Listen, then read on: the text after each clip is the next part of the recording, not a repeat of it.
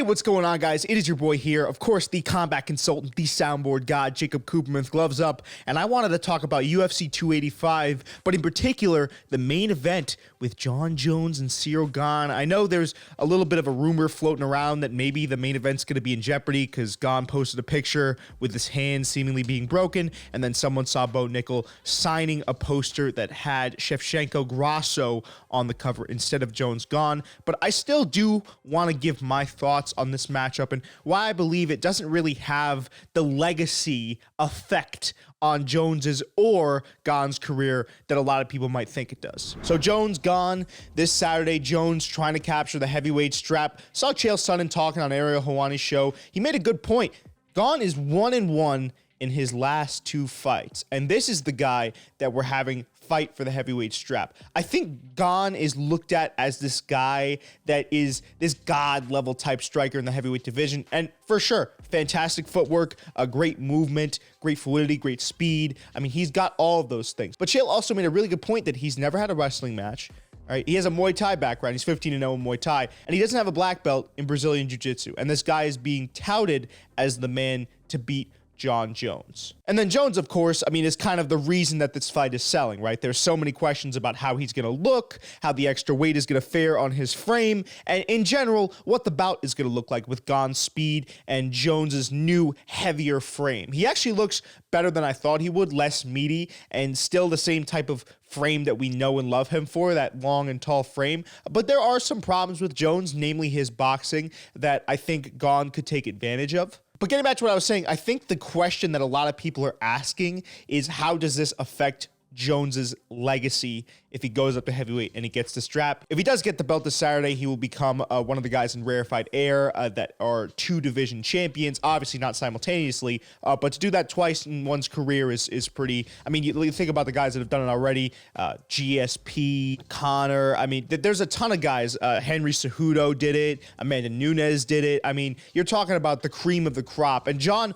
already has a pretty solid argument to make to be the greatest of all time. And so a lot of people, I think that's the interest in this fight, is seeing what Jon can do and the questions and the ambiguity that are presented with his heavyweight debut. But the more I look into this fight, the more I can't help but think to myself that this isn't really a legitimate heavyweight championship. I mean, sure, on paper, listen, like Francis Ngannou, he left the division. And whatever you think about that move, selfish, selfless, that it makes him kind of a martyr, the point is that he was the legitimate champ. He made his way to the championship, and now he is gone. He has forfeited the belt, and that is why we have two men that, as Chael said again, one of them is 1-1, and one of them has never fought at heavyweight, fighting for the strap. Could there have been someone that was native to heavyweight that was more deserving, fighting for the strap, maybe a Stipe, maybe a Pavlovich? Yeah, sure. But this is also the business of fighting, and you got to sell tickets, and I'd much rather see Jon Jones versus Ciryl Gane than anyone else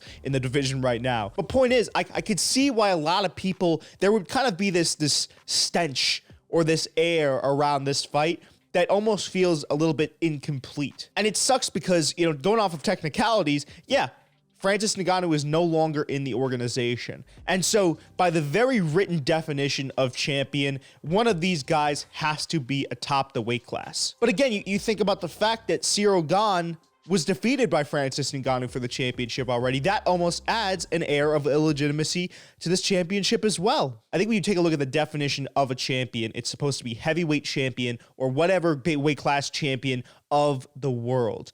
And what Francis has done is he's kind of irrevocably messed up the division.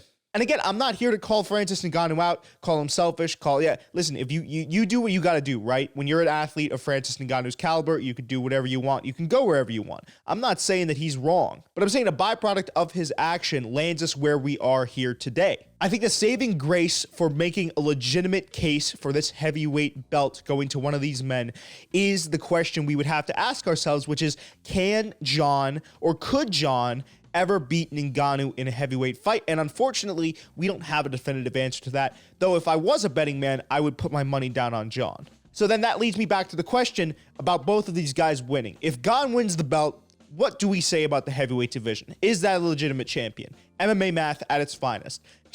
Gane gets beaten by Francis.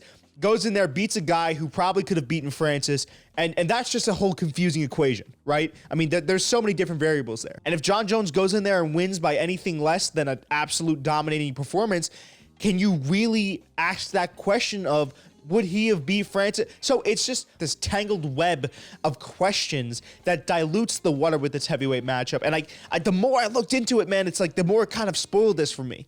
I'm really excited to see two of my favorite stylistic fighters go in there and fight. Cyril Gane, one of my favorite dudes to watch. And then John Jones, at least prime John Jones, was just an absolute specimen. Like, I went on a watch binge of pretty much all of his fights this weekend. And man, when he was at light heavyweight and he was taking guys out, youngest champion at 23 years old, he was just the way he would enter the pocket, his creativity as a striker, his depth of his arsenal. I mean, say what you want about him outside of the cage, but inside, he is the premier mixed martial artist that the UFC had to offer for a number of years. So I do think that this fight is less of a legacy fight than it is a really interesting stylistic matchup between two men that are crowd favorites and that are going to go in there and going to give us a sleek heavyweight matchup.